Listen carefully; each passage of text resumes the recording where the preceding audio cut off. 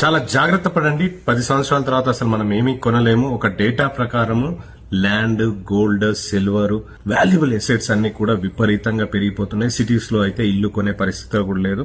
Already Delhi, Bengaluru ఆ range లో reach అయిపోయాయి. ముంబై కూడా, హైదరాబాద్ కూడా ఆ రేంజ్ కు రీచ్ అయిపోయింది. మధ్య తరగతి, middle class, above middle class వాళ్ళు రేపొద్దున ల్యాండ్ కొనాలన్నా కూడా చాలా ఇబ్బంది పడే పరిస్థితి వస్తున్నాయని డేటా చెప్తుంది.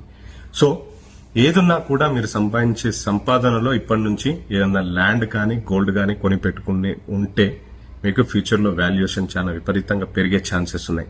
అలాగే అగ్రికల్చర్ ల్యాండ్స్ కూడా తగ్గిపోతున్నాయి. ఫ్యూచర్ మొత్తం అగ్రికల్చర్ పైనే ఉంటుంది, ఫుడ్ పైనే ఉంటుంది. అందుకని బిల్ గేట్స్ కానీ పెద్ద పెద్ద వాళ్ళందరూ కూడా కొన్ని లక్షల ఎకరాలు కొని పెట్టేసుకున్నారు ఆల్రెడీ.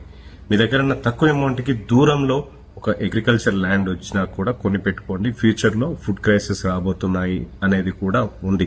సో మీకున్న అమౌంట్ లో గోల్డో, సిల్వరా, లేకపోతే స్టాక్సా, లేకపోతే ల్యాండా, చిన్న పీస్ ఆఫ్ ల్యాండా, అగ్రికల్చర్ ల్యాండా ఏదో ఒకటి కొని పెట్టుకోండి. 10 years తర్వాత బాగా పెరిగే ఛాన్సెస్ ఉన్నాయి. ఎవరికి అందని రేట్లో వెళ్లే ఛాన్సెస్ ఉన్నాయి. అంటే క్రైసిస్ ఒకసారి వచ్చి మార్కెట్ ని ఆపేస్తే దాని తర్వాత బూమ్. కోవిడ్ తర్వాత చూశారు కదా, కోవిడ్ లో మొత్తం పడిపోయింది. కోవిడ్ తర్వాత ఎన్ని రేట్స్ ఎంత పెరిగిపోయాయో మీరు అబ్జర్వ్ చేయండి. అలాగే క్రైసిస్ వచ్చినప్పుడు, క్రైసిస్ ఆగిపోయిన తర్వాత రేట్స్ చేతికి అందవు. సో జాగ్రత్త పడండి. Thank you so much. ఇలాంటి మరిన్ని విషయాల కోసం కేపీ బిజినెస్ కూడా ఫాలో చేయండి, సబ్స్క్రైబ్ చేయండి.